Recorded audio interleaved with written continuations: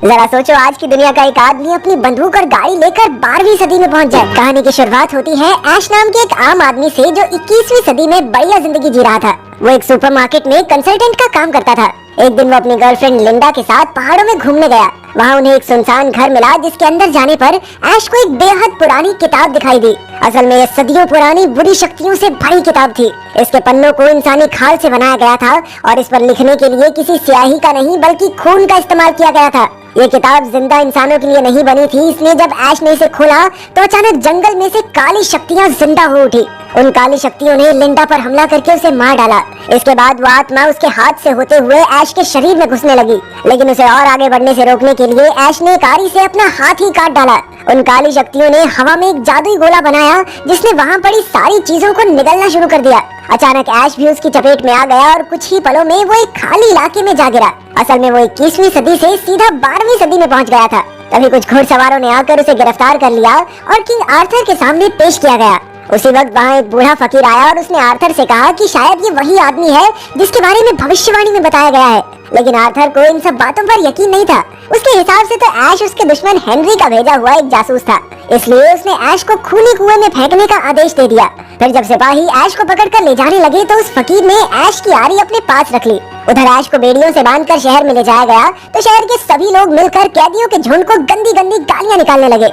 वो लोग जासूसों को पकड़ने के लिए किंग आर्थर का जय जयकार कर रहे थे। तभी शीला नाम की एक लड़की भागकर आर्थर के पास आई और पूछा कि उसका भाई जंग से कब लौटेगा। पर आर्थर ने शीला को बताया कि बदकिस्मती से उसका भाई जंग में शहीद हो गया था। इधर आम लोग अब कैदियों को पीटने पर उतर आए थे। तभी शीला ने भी उसे दुश्मन समझकर ऐश पर पत्थर फेंके ताकि वो अपने भाई की मौत का बदला ले सके।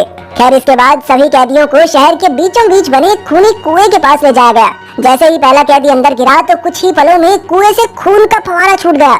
इसे देखकर एक कैदी ने डर के मारे भागने की कोशिश की, लेकिन आर्थर ने अपने तीर से उसे वहीं मार गिराया।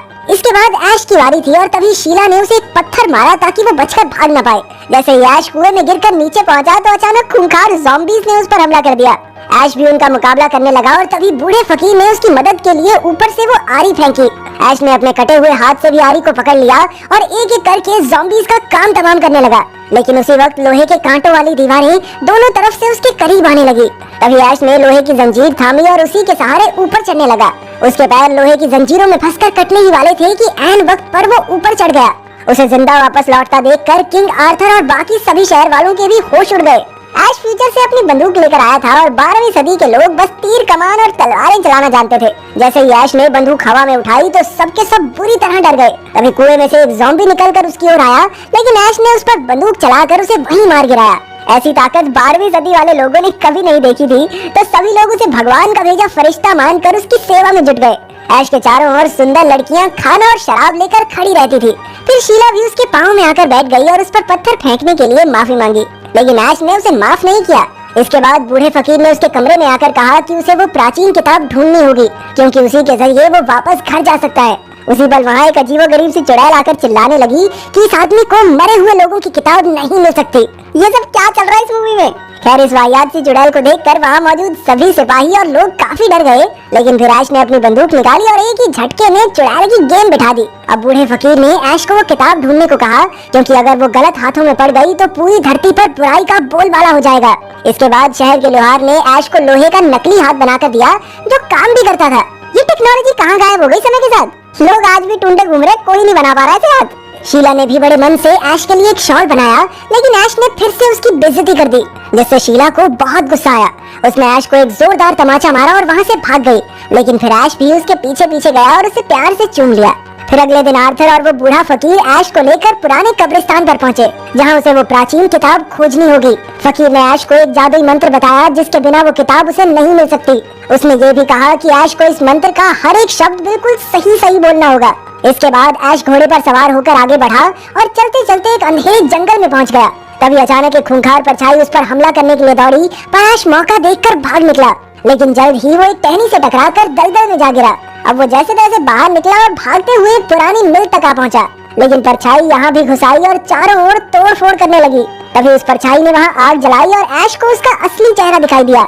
ये कोई और नहीं बल्कि उसकी खुद की परछाई थी जिसे वो शीशे से देख रहा था। तब ऐश ने गुस्से में शीशा तोड़ डाला और उसी वक्त शीशे के हर टुकड़े से छोटे छोटे ऐश निकलकर भागने लगे। जल्द ही उन्होंने मिलकर ऐश पर हमला बोल दिया। ऐश ने उन्हें मार गिराने की कोशिश की, लेकिन वो इतने सारे छोटे सिपाहियों का सामना नहीं कर सका और आखिरकार वहीं बेहोश होकर गिर गया। जब उसकी आंख खुली तो वो जमीन से बंधा हुआ था और तभी एक छोटा फौजी उसका मुंह खोलकर उसके अंदर कूद गया। ऐश ने तुरंत रस्सियां खोलकर अपनी जान छुड़ाई और फिर उबलता पानी पीकर इस फौजी को अंदर ही मार डालने की कोशिश की, लेकिन कोई खास फायदा नहीं हुआ। कुछ ही पलों में ऐश के कंधे पर एक आंख निकल आई, फिर धीरे धीरे पूरा सर और फिर आधा शरीर बाहर आ गया। कुछ ही देर में ऐश का बहरूपिया उसी के शरीर से पैदा हो गया था, लेकिन ये ऐश नहीं बल्कि उसके रूप में एक बुरी शक्ति थी। ऐश ने बिना समय गवाए उसे मार डाला और उसके कई टुकड़े करके जमीन में दफना दिए। इसके बाद वो एक मंदिर तक पहुंचा, जहां उसके सामने एक नहीं बल्कि 3 एक जैसी किताबें पड़ी थी।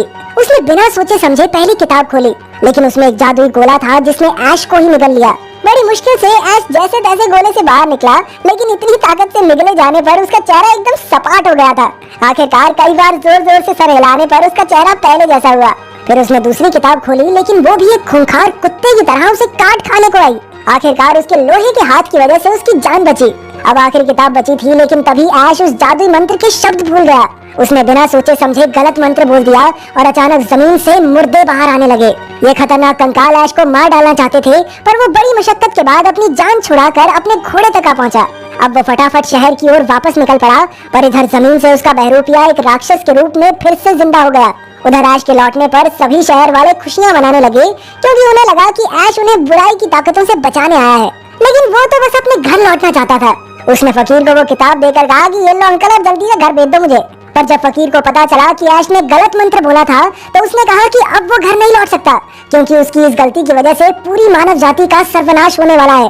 तब ऐश को एहसास हुआ कि यहाँ के लोगों की मौत का पछतावा हमेशा उसे परेशान करेगा। जल्द ही एक वैश्य राक्षस उनके बीच पहुँचा और शीला को जबरदस्ती उठाकर ले गया। ऐश ने अपनी तलवार उठाकर शीला को बचाने की कोशिश की, लेकिन वो नाकामयाब रहा। उधर कब्रिस्तान में ऐश के बहरूपिये ने सभी गड़े मुर्दे उखाड़कर अपनी फौज खड़ी कर ली थी, ताकि वो प्राचीन किताब हासिल कर सके। जब शीला को उस बहरूपिये के पास ले जाया गया, तो उसने अपनी ताकत से शीला को भी अपने जैसा बना लिया। जल्द ही आर्थर को खबर मिली कि मुर्दों की फौज उन पर हमला करने वाली है। ये सुनकर सभी सिपाहियों में खौफ की खामोशी फैल गई, लेकिन ऐश ने उन्हें हिम्मत देते हुए कहा कि वो जरूर जीतेंगे। इसके बाद उसने आर्थर को अपने दुश्मन हेनरी से हाथ मिलाने को कहा, ताकि उन दोनों की फौज मिलकर उन मुर्दों का सामना कर सके। आखिरकार आर्थर इसके लिए राजी हो ही गया।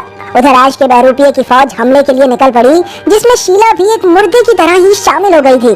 दूसरी ओर ऐश ने अपनी गाड़ी मंगवाई, जो 21वीं सदी से उसके साथ ही आ गई थी। उसकी डिक्की में उन्हें काफी सारा काम का सामान मिला। अब रात को ऐश फकीर के साथ मिलकर बारूद और हथियार बनाता और दिन के समय वो सिपाहियों को मार्शल आर्ट सिखाने लगा।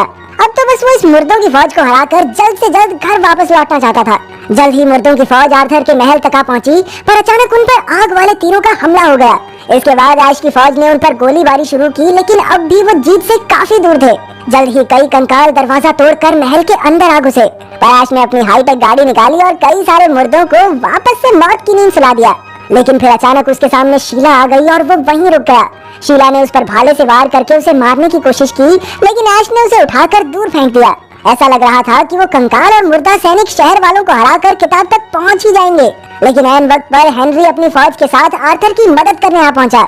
वहीं ऐश अपने बहरूपिये से उस किताब की रक्षा कर रहा था कि तभी शीला ने उस पर फिर से हमला कर दिया, लेकिन ऐश ने इस बार शीला को दीवार से नीचे फेंक दिया। शीला को तो बॉल बना रखा है, कभी इधर कभी उधर। खैर, अब ऐश और उसके बहरूपिये के बीच भयंकर लड़ाई शुरू हो गई थी।